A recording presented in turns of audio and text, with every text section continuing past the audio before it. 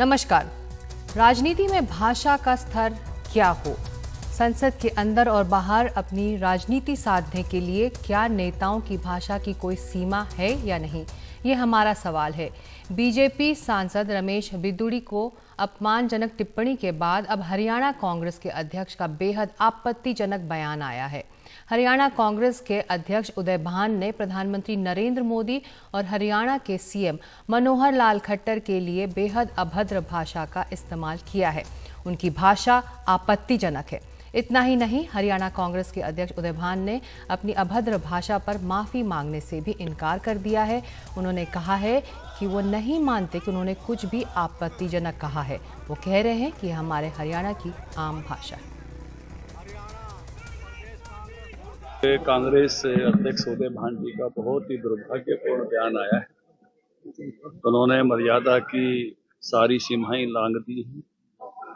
वो मर्यादाहीन तो है ही, बिल्कुल अशालीन है। अभी मैं उनका बयान देख रहा था तो वो अपने बयान पर उसको जस्टिफाई करने अड़े हुए हैं। ऐसी है मर्यादित भाषा पे। मुझे लगता है कि ये कांग्रेस का अब ये भाषा ऐसी हो गई है कि शायद कांग्रेस में बड़ी भारी बौखलाहट। उस वीडियो में वो हंसते हुए दिखाई पड़ रहे हैं। इसका अर्थ यह हुआ कि ये कोई आक्रोश में दिया गया बयान नहीं है, कोई झोंक में निकला हुआ बयान नहीं है। यह कांग्रेस की सुविचारित नीति के कारण उगला गया जहर है।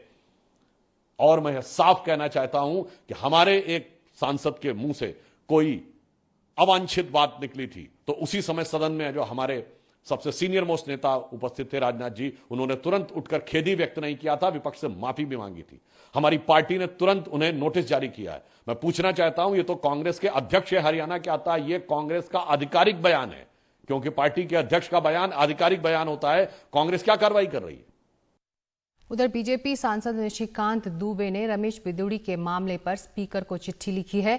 उन्होंने लिखा है कि दानिश अली पर बिदूड़ी के अति आपत्तिजनक बयान की निंदा उन्होंने की है और राजनाथ सिंह ने जल्द ही इस पर खेद भी व्यक्त किया था और टिप्पणी तुरंत ही हटा ली गई थी। लेकिन दानिश अली बिदूड़ी को उकसा रहे थे। दानिश अली ने पीएम के खिलाफ अपमानजनक टिप्पणी की थी।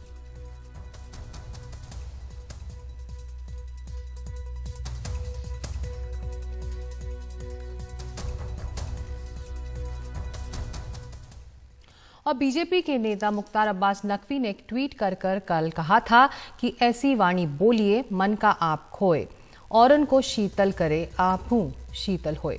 ये उन्होंने रमेश बिदूड़ी के बयान के बाद ट्वीट किया था।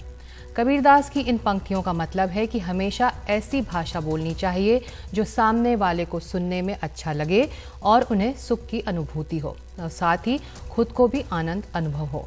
लेकिन साफ है, हमारी राजनीति की दुनिया में ऐसी भाषा नहीं बोली जा रही। और इसी मुद्दे पर चर्चा करने के लिए हमारे साथ दो खास मेहमान, राजीव जेटली प्रवक्ता बीजेपी के और ऋषि मिश्रा राजनीतिक विश्लेषक। ऋषि जी, अगर मैं आपसे शुरू करूं, आपने ये भाषा सुनी जो आज सामने आई है, ऐसे में राजनीतिक दुनिया में क्या कोई सीमा है कि हमारे मुंह से क्या निकल रहा है, हम क्या भाषा का इस्तेमाल कर रहे हैं? देखिए, उदय भान जी का आधी सहमत हो सकता है। उदय भान जी ने जिस अनपार्लियामेंट्री शब्द का इस्तेमाल माननीय प्रधानमंत्री और हरियाणा के मुख्यमंत्री के लिए किया है वो सही नहीं है।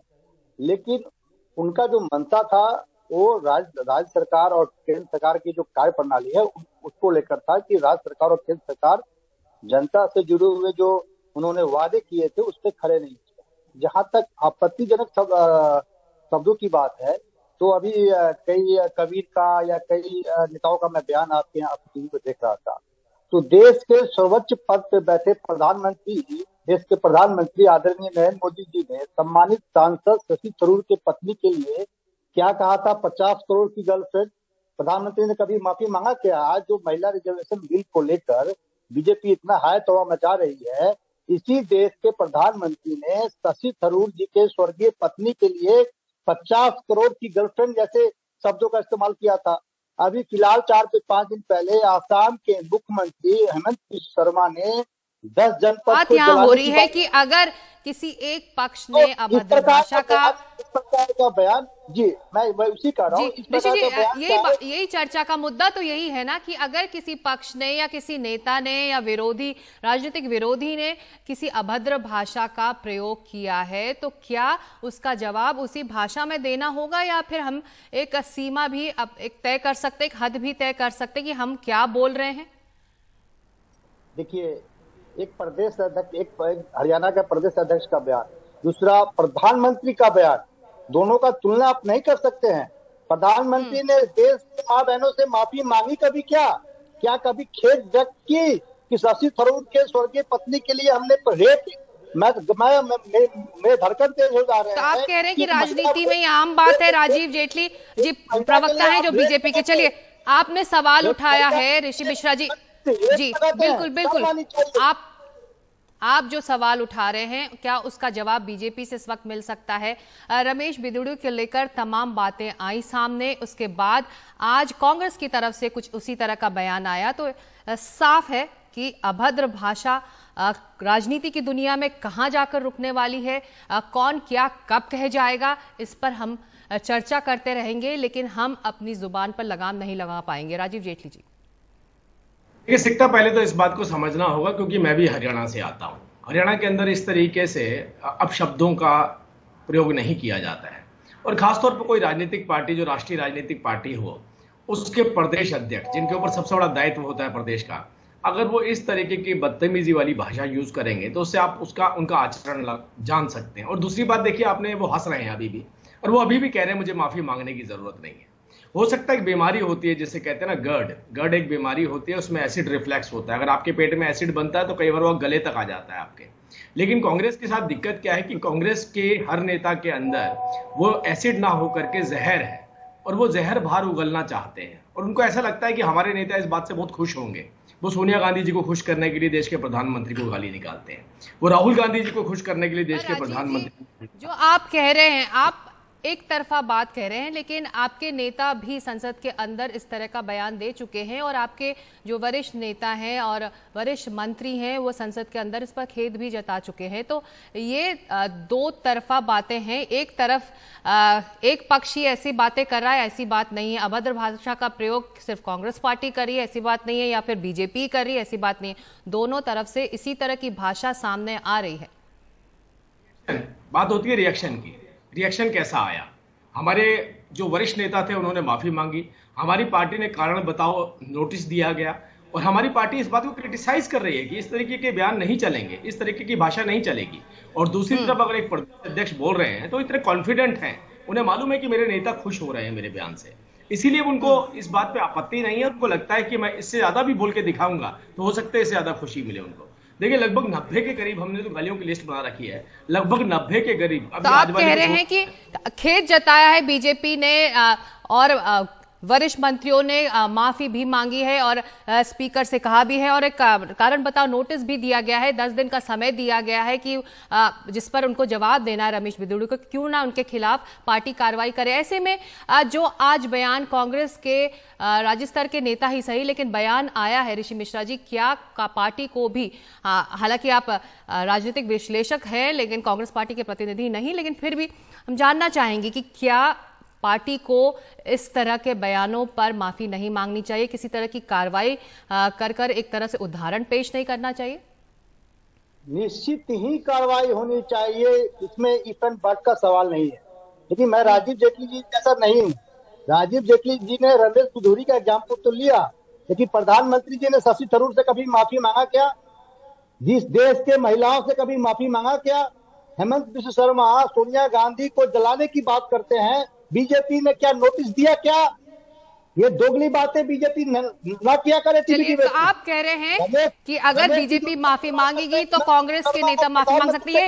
ये बहस लंबी खिंचेगी, बिल्कुल, लेकिन ये बहुत दुर्भाग्यपूर्ण है, बिल्कुल ये बहुत दुर्भाग्यपूर्ण है कि हम यहाँ बैठकर प्राइम टाइम में हम ये चर्चा कर रहे हैं कि भाषा हमारे नेताओं की कैसी हो। क्या संसद के अंदर या बाहर राजनीति साधने का कोई और तरीका नहीं है? हम इस तरह की अभद्र भाषा का प्रयोग क्यों करें?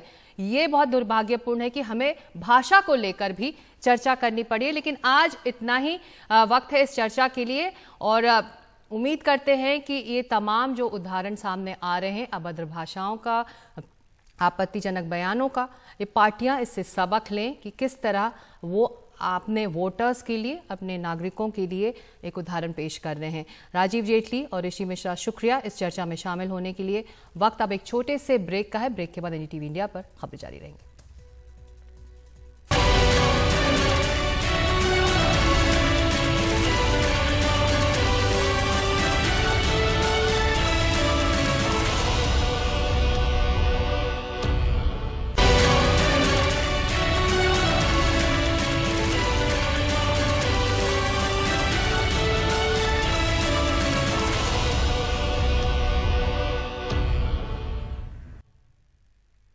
आप देख रहे हैं इंडिया एट 9। खालिस्तान को लेकर भारत कनाडा के बीच बढ़े तनाव के बीच अहम खबर आई है। एनआईए ने खालिस्तानी आतंकी गुरपरपंत सिंह पन्नू की संपत्तियां जब्त कर दी हैं। वहीं कनाडा में निज्जर और सुक्खा दुनिके की हत्या के बाद बड़े गैंग वॉर की आशंका भी जताई जा रही है। खबर ये भी है कि कनाडा में गोल्डी ब्रार अब अंडरग्राउंड हो गया है।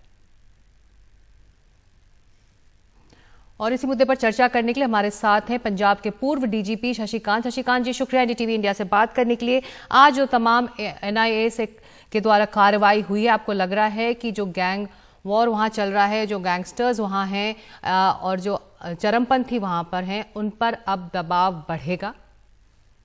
जी हाँ, दबाव जरूर बढ़ेगा। इसकी प्रॉपर्टीज जो है अटैच हुई थी 2 साल पहले, आज वो जब्त हो गई। ये जो एक्शन हुआ है बहुत सही हुआ है, टाइमली हुआ है, जबकि ये व्यक्ति जो है अपने बार बार जो इंडिकेटर्स जा रहे थे उनको देखते हुए, उनको इग्नोर करते हुए लगातार ऐसे कर रहे हैं।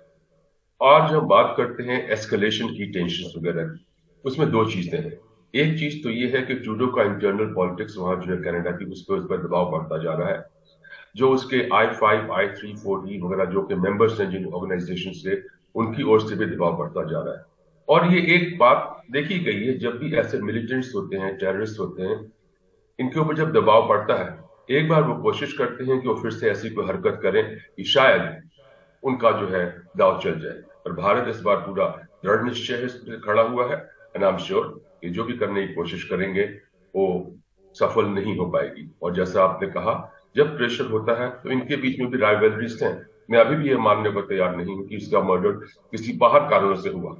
निज्जर का मर्डर आंतरिक कारणों से हुआ, उनकी जो गुटबंदी है उनके कारण हुआ। और अब ये जो उनकी गुटबंदी है, एक दूसरे के ऊपर इंटरनेशनल वॉरफेयर है, लड़ाई झगड़ा जो है बढ़ेगा। और इसके लिए मैं सोचता हूँ कैनेडियन गवर्नमेंट को भी सावधान रहना पड़ेगा। कार्रवाई जिनके खिलाफ हो रही है वो देश से बाहर बैठे हैं, सुरक्षित बैठे हैं, दूसरे देश में बैठे हैं। ऐसे में इस कार्रवाई का क्या असर आप देख रहे हैं? देखिए, कोई भी व्यक्ति है, चाहे यहाँ पे है चाहे विदेश चला गया है, गया क्यों बाहर है, प्रॉपर्टी बनाने, अपना वो करने। और जब भी किसी व्यक्ति की प्रॉपर्टी अटैच होती है, उस पर सबसे बड़ा हमला वो होता है जिसको वो एक बार हिल जाता है। और जब वो हिलता है, जैसे मैंने कहा कि उसका रिएक्शन एक ही हो सकता है कि वो और वॉलेटाइल होकर कार्रवाई करने की कोशिश करे, डराने की कोशिश करे, या फिर चुपचाप बैठ जाए। जी, एक बहुत छोटा सा सवाल। जो गैंगस्टर्स हैं बाहर बैठे हैं और आपसी जो गैंग वॉर में एक दूसरे को मारने की खबर आ रही है, एक दूसरे की वो हत्याएं कर रहे हैं, तो ऐसे में इस तरह की कार्रवाई के बाद क्या वो और ज्यादा वहां एक्टिव होने वाले हैं? क्या अंदेशा है?